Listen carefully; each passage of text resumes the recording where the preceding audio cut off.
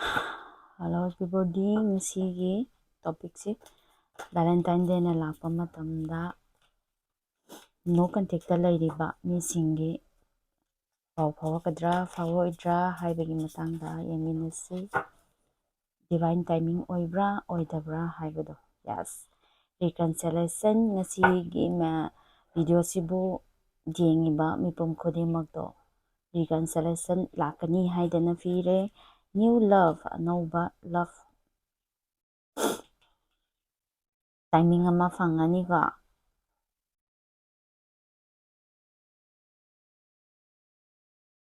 nasagi energy do clean tawbiro aduga kedawba lakadoriba aigi ex natragana aigi no contact ta hojik saunaduna lairiba khudingmaktu pau phongnaba matamda isada lairiba negative energy jing hadi wakhanda lairiba khudingmakto loinamak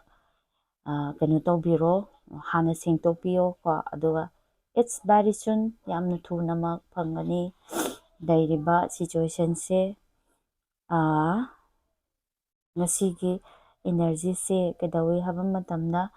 reconciliation lakadaba mido aduma moi khatamak aigi kanu message se phangani athuba matamda lakadaba mi singdo aduna aiso nahangagi dumaina namakpa nate ikhang khangawdana aingonda lakpa kano ma channeling ama lakdo adugi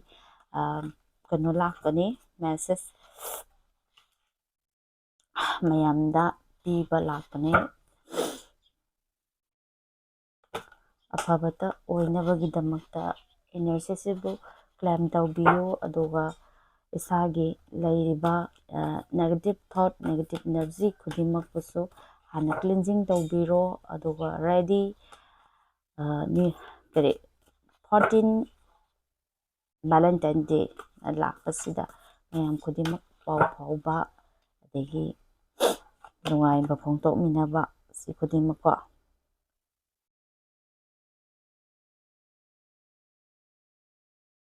fulfillment of love phangani lae dasu healing hana tawbiyuko aigi wakhan adegi relationship ki matangda laikiba nungaitaba khudimakto hana heal tawthokpiro aduga Valentine Day na lakpa matamda kari ahongba kari anauba aigi love life da haibado ready tawraga laibiro receive tawnabagidamagta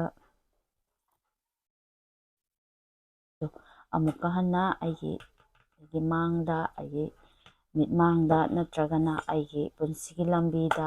halaaga amuka hanna lepdagani hairabanina ready for dugidamagta ready laibiyoko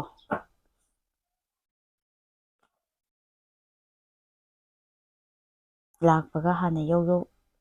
tawbiganuko possibility past romance past laigiba relationship ama halakkhigani haidana laire sumaina asauba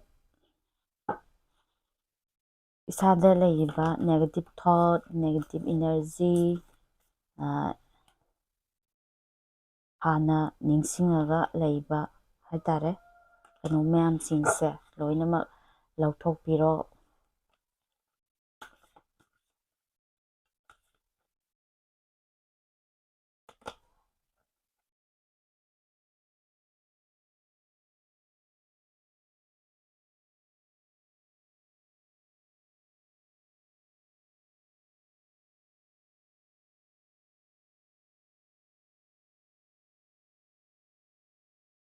materiality oiba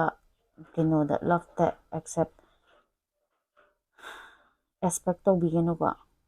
isagi pukningda amumusu kano pesa paiba adegi kano tawba haibagi mayam ama lay aduna laktringai matamse isada kadawe aina pamiba poto thungnabagidamagta hana ready da laiba time to rest ko aigi pukning wakang santi da laihanbiyo adugi matamdo daida reconciliation lakani new love lakani to very soon ꯌꯥꯝ ꯊꯨꯅꯃꯛ. Thank you.